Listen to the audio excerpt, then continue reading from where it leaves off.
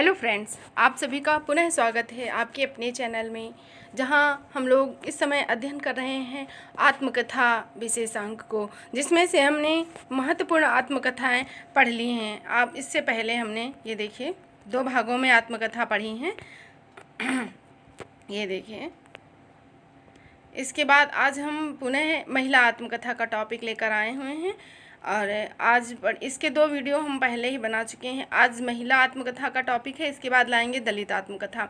यानी कि आत्मकथा पूरी तरह से एक एक आत्मकथा महत्वपूर्ण जो भी ढूंढ के सब हम लाए हैं आपके लिए। और जितनी भी महिला आत्मकथा आज तक थी वो सभी हमने कोशिश की है कि इसमें सम्मिलित की जाए और आपको इधर उधर किसी भी महिला आत्मकथा के लिए भटकना ना पड़े। और एक जो दलित महिला आत्मकथा है सुशीला टॉक भोरे, उनको मैंने दलित आत्मकथा में ही रखा है क्योंकि वो दलित आत्मकथा के अंतर्गत उनकी आत्मकथा आती है। बाकी जितनी भी महिला आत्मकथा लेखिका हुई उन सबकी आत्मकथाओं को यहाँ पे संग्रहित करने का प्रयास किया गया है।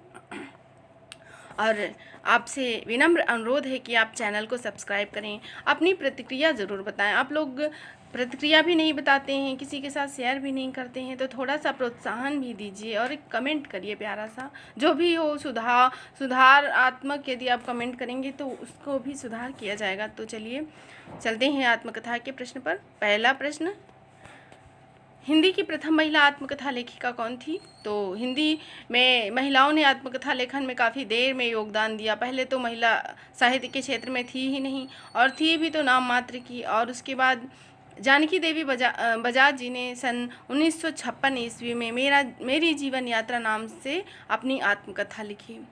इसके बाद ये छोटा सा ही टॉपिक था तो इसको मैंने प्रश्नोत्तरी ना करके पूरा कंटेंट रूप में यहाँ पे लिखा है। तो देखते हैं हिंदी में महिला आत्मकथा से संबंधित प्रमुख रचनाएं निम्नलिखित हैं। पहली आत्मकथा जैसे कि हम लोग देख ही चुके हैं, जानकी देवी बजाज मेरी जीवन यात्रा 1956 ईस्वी में।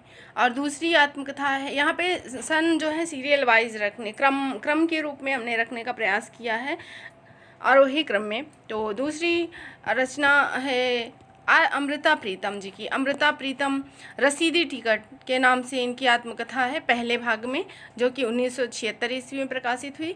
दूसरे भाग को अक्षरों के साए नाम से 1997 ईस्वी में लिखा। और जब अमृता प्रीतम जी की आत्मकथा प्रकाशित हुई तो साहित्य के क्षेत्र में एक भूचाल सा आ गया। उन्होंने अपने जीवन को बड़ी ही बेबाकी और स्पष्ट रूप से रखने का प्रयास किया, क्योंकि समाज में पुरुष प्रधान सत्ता है और उस पुरुष प्रधान सत्ता में अमृता जी ने अपने सारे संबंधों को, पुरुषों के साथ जो उनके संबंध थे, बड़ी ही बेबाकी से उन्होंने अपनी आत्मकथा में रखा और काफ़ी विरोध का भी सामना करना पड़ा।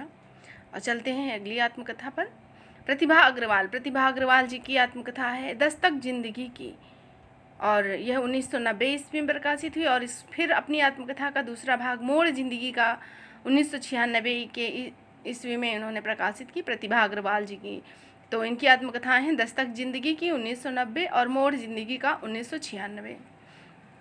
अगले नंबर पे है कुसुम अंसल जी की आत्मकथा है जो कहा नहीं गया, 1996 ईस्वी में आई। अगली लेखिका हैं कृष्णा अग्निहोत्री जी की आत्मकथा का नाम है लगता नहीं है दिल मेरा।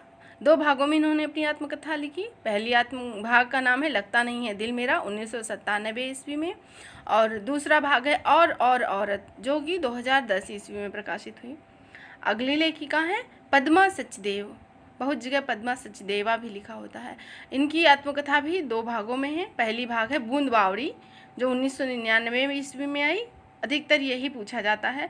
और दूसरी है लता ऐसा कहाँ से लाऊं, तो यह भी पद्मा सचदेवा के 2 भाग में है। वैसे तो बूंद बावरी को बहुत बार पूछा गया है परीक्षा में, पर ये 2 भागों में है, कभी ये भी पूछ सकता है। अगली आत्मकथा लेखिका है शिवानी जी हिंदी साहित्य में बहुत अच्छी कहानी लेखिका हैं। आपने उपन्यास बहुत अच्छे लिखे और आपकी कृतियाँ जो है हिंदी साहित्य में आपका नाम अमर करती हैं। और आपने अपनी संस्मरणात्मक आत्मकथा लिखी और उन्होंने भी अपने जीवन के बहुत सारे पहलुओं पर प्रकाश डाला है। तो उनकी आत्मकथा है सुनो हुतात यह अमर कहानी, 2002 ईस्वी में, जिसमें ये मुख्य रूप से संस्मरणात्मक रूप से लिखा, जिसमें इनकी आत्मकथा का कुछ अंश मिलता है। और फिर दूसरा भाग था सोने दो, और एक थी रामरती। ये थे शिवानी जी की आत्मकथा। अगली लेखिका है शीला झुनझुनवाला। शीला झुनझुनवाला की आत्मकथा है कुछ कही कुछ अनकही, ये 2002 ईस्वी में आई। अगली लेखिका है मैत्रेयी पुष्पा। इनकी आत्मकथा प्रथम भाग कस्तूरी कुंडल बसे 2002 ईस्वी में प्रकाशित हुई और दूसरा भाग है गुड़िया भीतर गुड़िया जो कि 2008 ईस्वी में प्रकाशित हुई। अगली लेखिका है रमणिका गुप्ता। रमणिका गुप्ता आपकी आत्मकथा हादसे जो कि 2005 ईस्वी में आई और आप हुदरी जो दूसरा भाग आपकी आत्मकथा का था ये 2016 ईस्वी में प्रकाशित हुई। और आपकी आत्मकथा आप हुदरी बहुत ही महत्वपूर्ण है, ये यूजीसी के पाठ्यक्रम में भी लगी हुई है, नेट के पाठ्यक्रम में लगी हुई है आप हुदरी आत्मकथा। आप हुदरी का अर्थ होता है एक जिद्दी लड़की। जिद्दी लड़की की ये पंजाबी का शब्द है, पंजाबी भाषा का आप हुदरी शब्द है जिसका मतलब है एक जिद्दी लड़की की आत्मकथा। रमणिका गुप्ता ने भी अपनी आत्मकथा में जो उनका वास्तविक रूप था उसको उन्होंने स्पष्ट रूप से लिखा। उनके कई पुरुषों से संबंध थे, किस प्रकार से बचपन में एक शिक्षक के द्वारा उनका शोषण होता है और वह अपने पति को छोड़कर दूसरे के साथ शादी करती हैं, कई पुरुषों के साथ उनके संबंध होते हैं और बाद में वह राजनीति के क्षेत्र में आती हैं। दलितों के लिए काफ़ी उन्होंने काम किया है और वह साफ साफ ये कहती हैं कि राजनीति में पैसे से ज़्यादा व्यभिचार और बलात्कार से चलता है, बलात्कार से ज़्यादा व्यभिचार चलता है, यह उन्होंने लिखा और राजनीति की गंदगी को उन्होंने उजागर किया अपनी आत्मकथा में। बहुत ही बोल्ड आत्मकथा है इनकी और ऐसी आत्मकथा लिखने के लिए बहुत हिम्मत होनी चाहिए। उन्होंने अपना कोई भी पक्ष छिपाया नहीं, जो भी था स्पष्ट रूप से बताया। और अगली लेखिका है सुनीता जैन, शब्द काया इनकी आत्मकथा है। अगली लेखिका है मन्नू भंडारी।